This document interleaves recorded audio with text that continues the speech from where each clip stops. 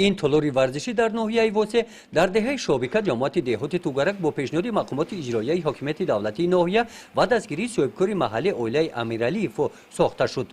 با این اقدام سهم این اویله در سمت کارهای سازندگی و بنیادکاری با استقبال جشن 30 سالگی استقلالیت دولتی تاجیکستان در رویخط انشاءات‌های جشنی در ناحیه به قید گرفته شد.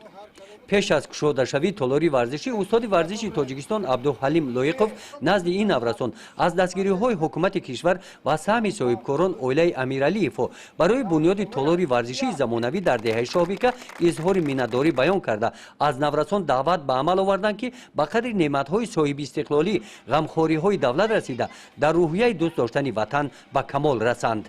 با دستور هدایت های پرزیدنت جمهوری تاجیکستان امام علی رحمان همین انشاءات همین صاحبکارا را دستگیری کرده، هر یک صاحبکار را دستگیری کرده، مهلت داده. این امسالش باز خوجگی فرمیری را یک ساله چیشونا نالوکشونا برهم داد که یک سال داد.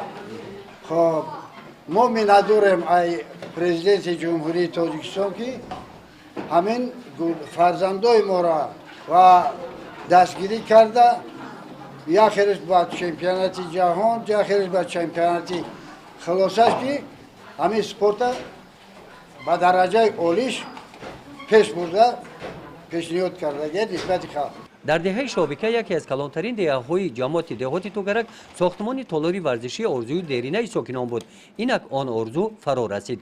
در طلوری ورزشی مذکور 70 نفر نورسان وابسته به سن سال در سه گروه از روی نمود گشتین طرز جودو با مشق و تمرین مشغول میشوند. 3 نفر مربیان در سه بست به شاگردان تمرین میدهند. عبدالحلیم لایقов استاد ورزشی تاجیکستان یکی از آن مربیان است. هر روز 5-10 تا میآید میگه ما را در همین طلور جو کن، میگه طلور جو کن. خیلی ما رحمت میگیم با همین شده بکی مثال گیریم همین کارا در اوچسکه شوبیکه کرد. ورزشی سالمی ای؟ ورزش دویمی ای. ما در 73 رفتم. در 73 رفتم من این بچه‌ای یوش حاضر ما همین فیزیک دارم. مثال در سپورت. سپورت یک سلامتی. همچنین در طلور 16 نمود اشیاءهای ورزشی مهیا کرده شده. نورسان با ورزش بدن مشغول میشوند. اویله امیرعلی فو در برابر طلوری ورزشی برای قانع گردانیدن احتیاجات ساکنان دهه با محصولات تازه، مرکز تجارتی و نقطه نامپذیر ساخته پیشکش ساکنان دهه گردانیده و بنیاد حمام آغاز نمودند.